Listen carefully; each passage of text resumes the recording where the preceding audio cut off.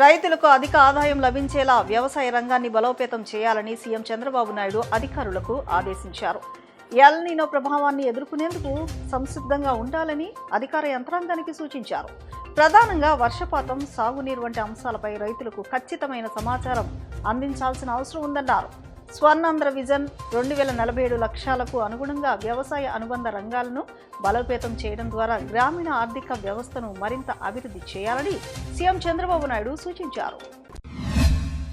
రాష్ట్రంలో ఎక్కడా విద్యుత్ సమస్య తలెత్తినా ప్రజలు వెంటనే 1912 టోల్ ఫ్రీ నెంబర్కు ఫిర్యాదు చేయవచ్చునని విద్యుత్ శాఖ మంత్రి గొట్టిపాటి రవికుమార్ తెలిపారు.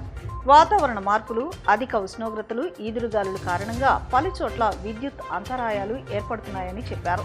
ట్రాన్స్ఫార్మర్లు దెబ్బతిన్నప్పుడు విద్యుత్ పునరుద్ధరణకు 2 నుంచి 4 గంటల సమయం పడుతుందని వెల్లడించారు. రాష్ట్రంలో స్వచ్ఛమైన, నిర్దిష్టమైన ఓటరు జాబితాల రూపకల్పనకు అన్ని రాజకీయ పార్టీలు సహకరించాలని రాష్ట్ర chief electoral officer Vivek Yadav పిలుపునిచ్చారు. ప్రజాస్వామ్య బలోపేతానికి చేపట్టిన ఈ కార్యక్రమానికి ప్రతి పౌరుడు సహకరించాలని కోరారు.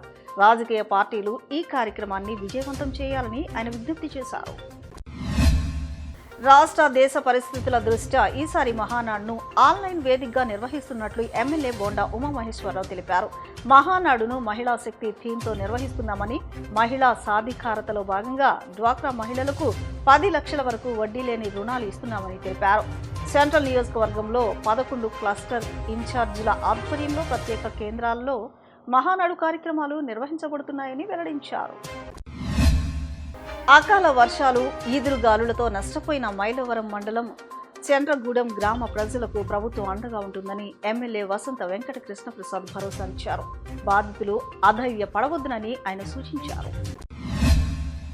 నగరపాలక సంస్థ ఆధ్వర్యంలో నిర్వహిస్తున్న ఆపరేషన్ క్లీన్ స్వీప్ కార్యక్రమం ప్రజల భాగస్వామ్యంతో విజయవంతంగా కొనసాగుతోందని వీఎంసీ కమిషనర్ ధ్యానచంద్ర తెలిపారు. నగరంలో సూర్యారావుపేట, గవర్నర్పేట, భవానీపురం, హెచ్బీ కాలనీ ప్రాంతాల్లో పారిశుద్ధ్య నిర్వహణను పరిశీలించిన ఆయన 64 డివిజన్లలో స్వచ్ఛంద సంస్థలు, టెర్రస్ గార్డెన్ గ్రూపులు ప్రజలు చురుగ్గా పాల్గొంటున్నారని చెప్పారు. అనంతరం హెచ్బీ కాలనీలో అన్న క్యాంటీన్ను పరిశీలించి పారిశుద్ధ్యం, తాగునీటి సదుపాయాలు, క్యూ లైన్ల వద్ద షెడ్లు వంటి ఏర్పాట్లపై అధికారులకు పలు సూచనలు చేశారు. ఎండాకాలంలో ప్రజలకు ఇబ్బందులు లేకుండా అన్ని వసతులు అందుబాటులో ఉండేలా చర్యలు తీసుకోవాలని ఆదేశించారు. మండు వేసవిలో దుర్గమ్మ దర్శనానికి తరలివస్తున్న భక్తులకు చల్లని మజ్జిగ పంపిణీ చేయడం అభినందనీయమని జనసేన పార్టీ జిల్లా అధ్యక్షులు సామినేని ఉదయభాను అన్నారు. తమ నేత పవన్ కళ్యాణ్ స్ఫూర్తితో బాడిత శంకర్ ఈ సామాజిక సేవా కార్యక్రమాలను చేపట్టడం ప్రశంసనీయమన్నారు. జనసేన నాయకులంతా రాష్ట్ర వ్యాప్తంగా ఇలాంటి కార్యక్రమాలను చేపట్టాలని ఆయన పిలుపునిచ్చారు.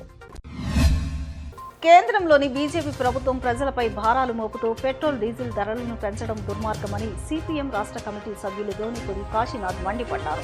ఇప్పటికే నిత్యావసర వస్తువుల ధరలు పెరిగి ప్రజలు తీవ్ర ఇబ్బందులు ఎదుర్కొంటున్న సమయంలో ఇంధన ధరల పెంపు మరింత భారంగా మారిందన్నారు. కేంద్ర ప్రభుత్వ నిర్ణయాలకు రాష్ట్రంలోని టీడీపీ, జనసేన పార్టీలు మద్దతు పలకడం సిగ్గుచేటని విమర్శించారు. వెంటనే పెంచిన పెట్రోల్, డీజిల్ ధరలను తగ్గించి ప్రజలకు ఉపశమనం కల్పించాలని ఆయన డిమాండ్ చేశారు. వైసీపీ అధినేత వైఎస్ జగన్మోహన్ రెడ్డిపై టీడీపీ ఎమ్మెల్సీ భూమిరెడ్డి రామ్గోపాల్ రెడ్డి సంచలన వ్యాఖ్యలు చేశారు. పులివెందుల్లో రాజారెడ్డి అరాచకం సృష్టించారని ధ్వజమెత్తారు. అధికారం కోసం హత్యలు చేసిన చరిత్ర వైఎస్ కుటుంబానిదని ఆరోపించారు. అధికారం కోసం హత్యలు, ఆధిపత్యం కోసం కుట్రలు చేశారని ఆగ్రహం వ్యక్తం చేశారు. గనుల కోసం ఎంతో మందిని చంపేశారని ఆక్షేపించారు. రామ్గోపాల్ రెడ్డి మాట్లాడేరు బలవంతంగా మైన్స్ ను స్వాధీనం చేసుకున్నారని రామ్గోపాల్ రెడ్డి ఆరోపించారు.